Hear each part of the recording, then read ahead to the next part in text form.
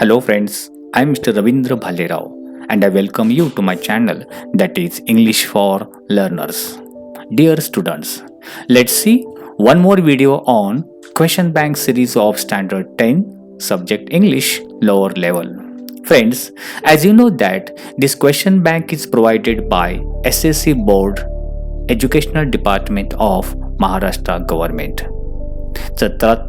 तर विद्यार्थी मित्रांनो, चला तर आपण आजच्या व्हिडिओमध्ये सेक्शन 4 जे नॉन टेक्स्चुअल पॅसेज ज्याला आपण अनसीन पॅसेज बोलतो त्याच्या रिलेटेड ही व्हिडिओ नंबर 6 आहे.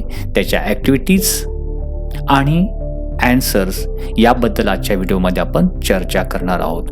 But before watching this video as usual I request you don't forget to subscribe my channel. All right, let's begin. Section number 4, that is non-textual passage.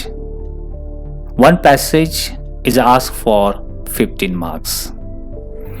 Question number 4A. Read the passage carefully and complete the activities for 10 marks. ज्याप्रमाणे seen पॅसेजच्या related activities असतात A1, A2, A3, A4, A5 same activities will be there. इथे त्याच तशाच प्रकारच्या activities असतील.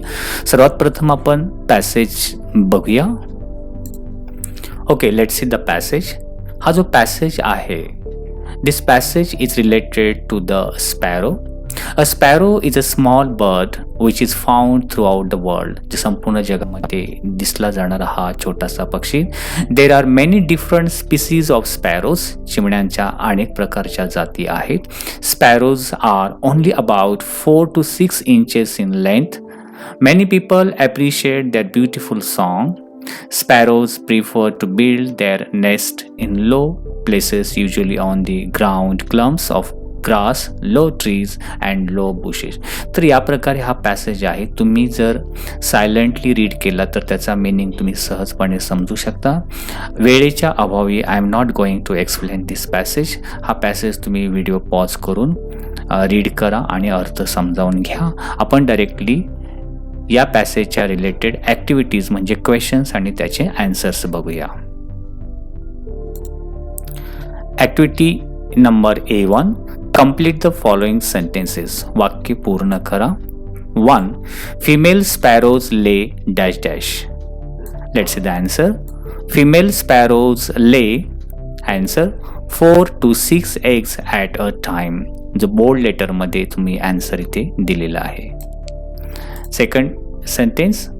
Sparrows build their nest out of dash dash. Let's see the answer. Sparrows build their nest out of answer twigs, grasses and plant fibers. Next sentence. Third one. The eggs are answer. The eggs are white with reddish brown spots. Then last sentence. In cities, sparrows build their nest in dash dash. Answer. In cities, they build their nest in building nooks or holes. Okay, let's see next activity A2. How do sparrows take bath? Sparrows bath म्हणजे आंघोळ कशा प्रकारे करतात या अर्थाने. Let's see the answer. Sparrows are some of the few birds that engage in dust bathing. Dust धूळ अंगावरती घेऊन ते बाथ करतात असे म्हटलेलं आहे. Sparrows will feel first scratch a hole in the ground with their feet, then lie in it and fling dirt or sand over their bodies with flicks of their wings. कशा प्रकारे dust bath करतात त्याचं explanation हे या ओळी तुमच्या passage म्हणजे वरती दिलेल्या पॅसेजमध्ये आहे. Then they will also bath in water or in dry or melting snow. Water bathing is similar to dust bathing, with the sparrow standing in shallow water and flicking water over its back with its wing, also ducking its head under the water. So in this way sparrows take bath. Next activity A3. Find out adjectives for the following nouns from the passage. खाली तुम्हाला जे words दिलेले आहेत song, water, bird, species ते nouns आहेत. या नाउन्सला adjective म्हणजे यांचं वर्णन करणारा शब्द ॲडजेक्टिव्ह पॅसेजमधून लिहायचा आहे. तर इथे आन्सर आपण बघू शकता. Beautiful song. So beautiful is a adjective or we can say describing word, वर्णन करणारा शब्द. अशा प्रकारे shallow water, small bird and different species.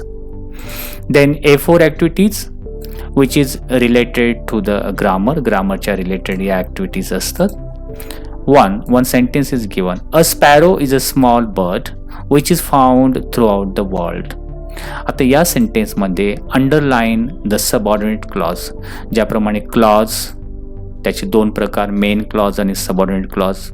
परत सबऑर्डिनेट क्लॉजचे 3 प्रकार पडतात. इथे मेन क्लॉज कोणता आणि सबऑर्डिनेट क्लॉज कोणता ते ओळखायचं आहे. तर खूप इझी आहे. जे कनेक्टेड वर्ड्स जिथे विचचं यूज केलेलं आहे ते बोल्ड लेटरमध्ये अंडरलाईन केलेलं आहे, सबऑर्डिनेट क्लॉज आहे. A sparrow is a small bird. तो विच पासून पुढे which is found throughout the world, that is subordinate clause. And sparrow is a small bird हा मेन क्लॉज आहे. या प्रकारे आपण डिवायडेशन करू शकतो. Next sentence. Female sparrows lay 4 to 6 eggs at a time. 4 to 6 eggs याला underline केलेलं आहे. आणि या इथे काय करायला सांगितलं आहे, frame a WH question to get underline part as answer. म्हणजे या अंडरलाईन केलेला भाग उत्तर म्हणून मिळण्यासाठी एक WH क्वेश्चन तयार करा. तर इथे आपण आन्सर दिलेला आहे. व्हॉट डज फिमेल स्पॅरो ले ॲट अ टाइम. की female sparrow at a time काय घालते, तर ते म्हणजे 4 to 6 eggs आन्सर असेल. Let's see next activity A5 which is personal response type question. We have to save the birds. Do you agree with this statement? Why? आपल्याला पक्ष्याला वाचवायला हवं या विधानाशी तुम्ही सहमत आहात का आणि का. तर आन्सर इथे दिलेला आहे, आपण बघू शकता. Yes, I am agreed with this statement that we have to save the birds. Birds are the greatest indicators of climate change. Their behavior and disappearance can help us in evaluating the dangers to the environment. They keep the climate stable, oxygenate air, and transform pollutants into nutrients. Birds play an important role in the effective functioning of these systems. Birds are high up in the food chain. They are also good indicators of general state of our biodiversity. तर अशा प्रकारे हे 10 मार्क्ससाठी या activities A1 to A5. परत 5 मार्क्ससाठी ते question आहे. त्याच unseen पॅसेजची समरी रायटिंग लिहायची. समरी रायटिंग लिहिताना आपल्याला first of all we have to give the title. इथे आपण टायटल दिलेलं आहे, आन्सरमध्ये बघू शकता. Sparrow a beautiful bird. आणि पूर्ण पॅसेज थोडक्यामध्ये इथे मांडलेला आहे. A sparrow is one of the different and beautiful bird. Female sparrows lay 4 to 6 eggs at a time. So या प्रकारे इथे हा पॅसेज दिलेला आहे. समरी थोडक्यामध्ये तुम्ही वाचू शकता. समरी रायटिंग लिहिण्यासाठी आपल्या स्वतःच्या भाषेमध्ये लिहावी आणि अनसीन पॅसेजवरती जे A1 आणि A2 क्वेश्चन किंवा ॲक्टिव्हिटीज दिलेले असतात ते जे आपण ॲन्सर लिहितो त्या ॲन्सरचा देखील इथे यूज आपण समरी रायटिंगमध्ये करू शकतो. Okay, now let's see one more unseen passage. दुसरा एक अनसीन पॅसेज आपण बघूया. सेक्शन 4 मध्येच non textual passage. Question same. Question number 4A. Read the following passage and do the activities for 10 marks. सर्वात प्रथम we shall see the unseen passage and then we shall discuss about the activities on this passage. Here, one unseen passage is given. King Krishna Dev Rai would perform heavy exercise every morning. हा king Krishnadeva Rai एक असा राजा होता की दररोज तो खूप सकाळी लवकर उठायचा आणि खूप व्यायाम करायचा. हा जुन्या सिलेबसमधला, ओल्ड सिलेबसमधला टेक्स्टबुकमध्ये हा पॅसेज होता. He regularly applied oil on his body and thereafter workout till the oil came out with the sweat. तो तोपर्यंत व्यायाम करायचा ऑइल लावल्यानंतर जोपर्यंत घामाबरोबर ते ऑइल निघून जात नाही. So this was followed by long ride on his horse. व्यायाम झाल्यानंतर तो हॉर्स रायडिंग करायचा. Once the king started leading a sedentary lifestyle, परंतु हळूहळू ते एकदा त्याने आपली सेडेंटरी लाईफस्टाईल म्हणजे एक आळशीपणाचे जीवन जगायला त्याने सुरुवात केली. अँड ही स्टॉप्ड एक्सरसाइजिंग, व्यायाम करणं थांबवलं. He no longer went horse riding either. So अशा प्रकारे ह्या किंग कृष्णादेव राय कसा होता, त्याने कशा प्रकारे सुरुवातीला व्यायाम करायचा, नंतर व्यायाम सोडून दिला, त्याचा परिणाम राज्यामधील सर्व त्याचे फिजिशियन डॉक्टर त्याची चिंतेमध्ये होते याच्याशी रिलेटेड आहे. आणि मग त्या दरबारी कोर्टियर्स आणि मग तेनालीरामनी कशी युक्ती केली एका ॲस्ट्रोलॉजरच्या मदतीने, असा हा पॅसेज आहे. You can read it silently. तुम्ही शांतपणे जर हा पॅसेज वाचला तर त्याचा प्रत्येक ओळीचा अर्थ तुम्ही सहजपणे समजून घेऊ शकता. आपल्याकडे वेळेअभावी हा पूर्ण line by line me explain करून देऊ शकत नाही. आपण डायरेक्टली याच्या वरती जे ॲक्टिव्हिटीज आलेल्या आहेत त्या डिस्कस करूया. Okay, let's see the activities. A1, state whether the following statements are true or false. खालील वाक्य चूक की बरोबर ते लिहा. 1, किंग्स टेम्परामेंट ऑल्सो चेंज. राजाचा स्वभाव देखील बदलला. So this statement is true. हे वाक्य बरोबर आहे. Second statement, the king was happy with prediction of the astrologer. ॲस्ट्रोलॉजरनी जे त्याच्या मृत्यूबद्दल प्रेडिक्शन किंवा भाकीत केलं होतं त्याच्याबद्दल ते ऐकल्यानंतर तो आनंदी झाला. तर this is a wrong. So it is a false statement आपण म्हणू शकतो. Next statement, the courtiers sought and audience with the Tenali Ram. कोर्टियर्सनी म्हणजे दरबारी जे राज्यामधल्या तेनालीरामच्या मदतीने ऑडियन्सला त्यांनी बोलावलं या अर्थाने. So this is also false statement. हे पण फॉल्स आहे. Then next last one, courtiers advised the king to regulate his diet. कोर्टियर्सने राजाला म्हणजे दरबारी जे होते त्याने राजाला ॲडवाईज केला, सल्ला केला की तुम्ही डाएट प्रमाणामध्ये डाएटचं यूज करा खाण्यामध्ये. ॲक्च्युली हे ॲडवाईज जी डाएटबद्दल दिलेले होते ते फिजिशियन्स म्हणजे डॉक्टरांनी दिले होते, कोर्टियर्सनी नाही. So this one is also false statement. Okay, now let's see the next activity. A2, complete the web. ही डायग्राम दिलेली आहे, ती डायग्राम पूर्ण करायची आहे.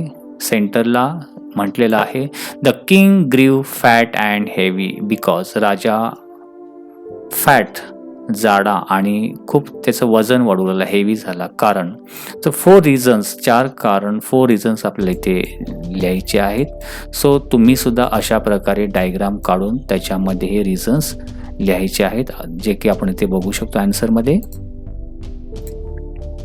Okay, see the answer. The king grew fat and heavy because. First reason, the king started leading a sedentary lifestyle. तो आळशीपणाचं जीवन जगू लागला होता, त्याने सुरुवात केली होती. Second reason, he stopped exercise. व्यायाम करणं त्याने थांबवलं. Third reason, he no longer went horse riding either. त्याने हॉर्स रायडिंगला सुद्धा यापुढे तो गेला नाही. And fourth reason, the king overate. तो खूप खाऊ लागला म्हणजे खाण्यावरती नियंत्रण नव्हतं. अँड ॲज अ रिझल्ट त्याचा परिणाम he grew fat and heavy. So this 4 reasons we can write in separate column. Then next activity A3 which is related to the words. शब्दाच्या रिलेटेड ॲक्टिव्हिटी असते. Find out describing words. वर्णन करणारा शब्द ज्याला आपण adjective बोलतो तो लिहा. From the passage for the words given below. खालील शब्दांसाठी डिस्क्रायबिंग वर्ड्स लिहा. जसं की ॲडजेक्टिव्ह आपण म्हणू शकतो एक्झरसाइज. एक्झरसाइज कशा प्रकारची एक्झरसाइज तर आन्सरमध्ये बघू शकता, heavy exercise. Second, lifestyle, sedentary lifestyle. So sedentary, heavy, these are the describing words. 3, ride, long ride. Physician, a royal physician. So heavy, sedentary, long, royal, these are the describing words for the given words. दिलेल्या शब्दांसाठी हे वर्णन करणारे शब्द आहेत. Okay, let's see next activity. A4, do as directed. सांगितल्याप्रमाणे सोडा, which is related to the grammar. 1 sentence is given here. The king Krishna Deva Raya would perform heavy exercise every morning. या वाक्यामध्ये यूज टूचा वापर करायचा आहे. ज्याप्रमाणे आपल्याला माहिती आहे यूज टू एक हेल्पिंग वर्क प्रमाणे करू शकतो. म्हणजे दिलेल्या वाक्यामधले हेल्पिंग वर्क काढून त्याच्याऐवजी आपण यूज टू लिहू शकतो. ज्याप्रमाणे ते आन्सर बघा. दिलेल्या सेंटेन्समध्ये वूड हा हेल्पिंग वर्ब आहे, तो रिमूव्ह करून आपण त्या ठिकाणी यूज टू लिहू शकतो. King Krishna Deva Raya used to perform heavy exercise every morning. So तुम्हाला यूज टूचा वापर किंवा वूडचा यूज कशा प्रकारे करतात हे माहिती नसेल तर त्याच्या रिलेटेड मी व्हिडिओ बनवलेले आहे, ती तुम्ही बघू शकता. Next sentence, they advise the king to regulate his diet. Pick out the infinitive. या दिलेल्या सेंटेन्समध्ये इन्फिनिटिव्ह वेगळा काढा किंवा वाक्य लिहून त्या इन्फिनिटिव्हला अंडरलाईन करा. तर आपल्याला इन्फिनिटिव्ह म्हणजे माहिती आहे, टू प्लस मेन वर्ब या अर्थाने, टू आणि त्याच्या पुढे मूळ क्रियापद असेल. तर या सेंटेन्समध्ये रेड कलरमध्ये इन्फिनिटिव्ह दिलेला आहे. They advise the king to regulate. To regulate is a infinitive in the given sentence his diet. Then next activity A5, personal response type question. What are the benefits of daily exercise.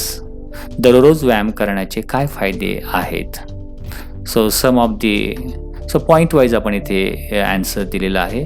Here are the benefits of daily exercise. 1, it help you control your weight, reduce your risk of heart disease, helps your body manage blood sugar and insulin level, improve your mental health and mood.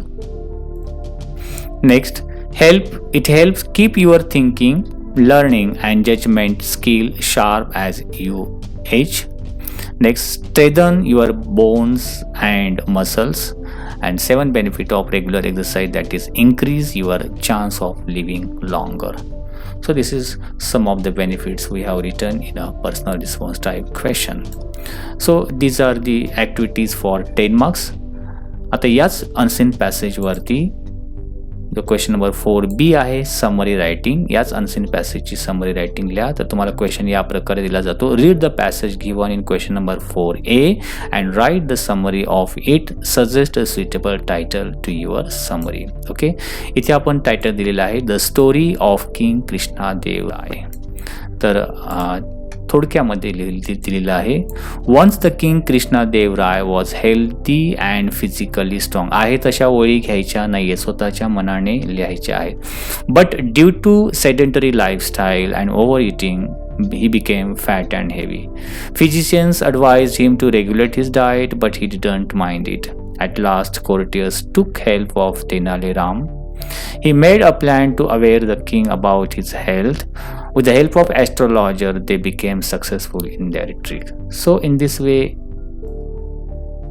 this is the summary of the given unseen passage. तर मित्रांनो, या question बँकमधील ज्या पुढील activities आहेत आता writing स्किलच्या, त्या next व्हिडिओमध्ये आपण बघणार आहोत. तर I hope you might have liked this video. If you liked it, please share it. If you have any suggestions for me, you can write in comment box. Wish you good day. Take care. Thank you very much.